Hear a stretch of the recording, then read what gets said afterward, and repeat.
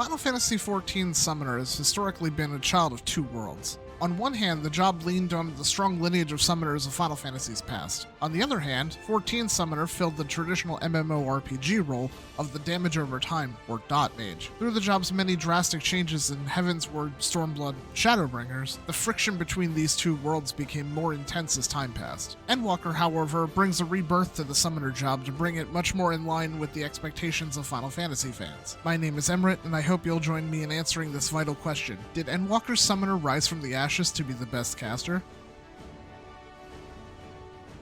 The first casualties of the Summoner rework are Bio and Miasma. A renewed focus on the summons has left the dot spells with no place in the Summoner's new rotation. With the removal of dots, Bane no longer has a purpose and has also been removed. While not removed, Fester and Tri-Disaster are seeing large changes. Fester is losing the variable potency based on the number of detrimental effects applied to the target, and now behaves as a single target variant of Pain Flare. Tri-Disaster is no longer an ability that applies dots. Instead, the new Tri-Disaster is an AoE spell upgraded from Outburst through a new trait called Outburst Mastery at level 74.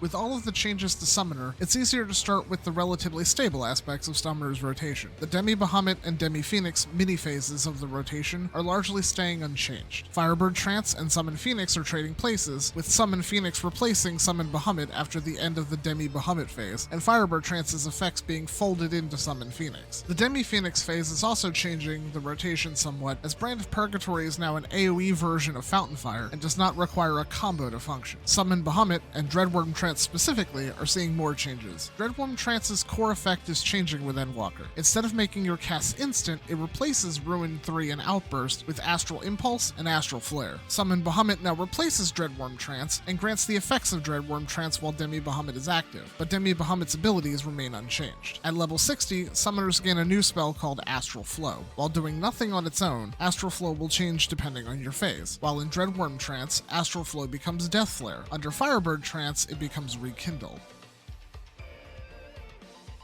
The biggest change with Bahamut and Phoenix come from the new clause added to these summons. Grants Ruby Arcanum, Topaz Arcanum, and Emerald Arcanum. These Arcanum light up 3 new icons on the Summoner's job gauge, each corresponding to their associated summon. The Arcanum phases between Bahamut and Phoenix are now just as important as the Demi-summons, if not more so. Each summon has a unique flow and attacks that reinforce their role in the rotation. These Arcanum are granted almost immediately, with the new Summon Ruby and Aether Charge abilities granted at level 6. Aether Charge acts as a precursor to Dreadworm Trance and allows the summoner to interact with the system from the beginning of the leveling process. With Summon Topaz being granted at level 15 and Summon Emerald being granted at level 22, summoners are getting access to all 3 summons before Ruby upgrades to Ifrit at level 30. Upon summoning, each performs their signature attack and grants either Earth, Fire, or Wind attunement. Summoners use these attunements on 2 new spells, Gemshine and Precious Brilliance. Each spell is altered by the summon to create their individual rotations, with Gemshine becoming the single target version and Precious Brilliance becoming an AoE version of their attunement spell. At level 86, each summon will also grant the summoner their favor, augmenting Astral Flow with unique abilities based on the summon. The Ruby Arcanum allows the summoning of Ruby Carbuncle, Ifrit Eggy at level 30, or Ruby Ifrit at level 90, and grants 2 stacks of Fire Attunement. Fire Attunement changes Gemshine and Precious Brilliance into Ruby Right and Ruby Catastrophe, high damaging spells with lengthy cast times. Ifrit's Favor changes Astral Flow into a 2-part combo. Crimson Cyclone is a fast gap closer that can be followed up by Crimson Strike, a damaging point-blank AoE.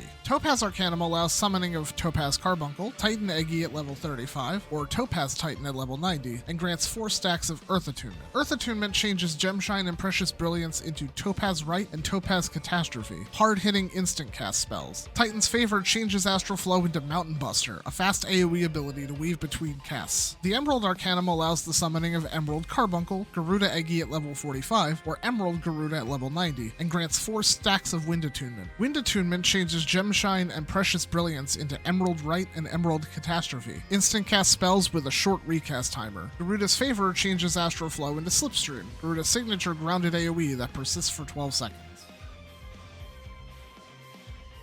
All of these changes combine to form an exciting new rotation in 4 distinct parts. Part 1 consists of casting Summon Bahamut and utilizing both Akmorn and Deathflare within that given time frame. Demi-Bahamut then grants all 3 Arcanum to the summoner, allowing them to summon each of the 3 elemental summons in any order they wish, while their Demi-summon is on cooldown. After completing all 3 Arcanum, Summon Phoenix should be available. Summoning Phoenix grants access to the hard-hitting Revelation spell and a powerful healing effects Everlasting Flight and Rekindle, all while refilling the 3 Arcanum to begin a second set of elemental summons. This set of summons lead to another Summon Bahamut to begin the cycle anew. Endwalker's version of the Summoner brings together many of the lessons learned over the years and presents the most cohesive vision for the class yet. While other groups may have tough choices for their main jobs, caster mains have the tightest choice in my mind with how good each job looks going into Endwalker. What's your favorite caster? Has the Summoner rework inspired you to smack people with the book? Let's continue this discussion in the comments because this is a really hard call for me to make. If you liked the video, click the thumb or consider a sub. If you want to check out more content, links are in the description for Twitch, Twitter, and the community Discord.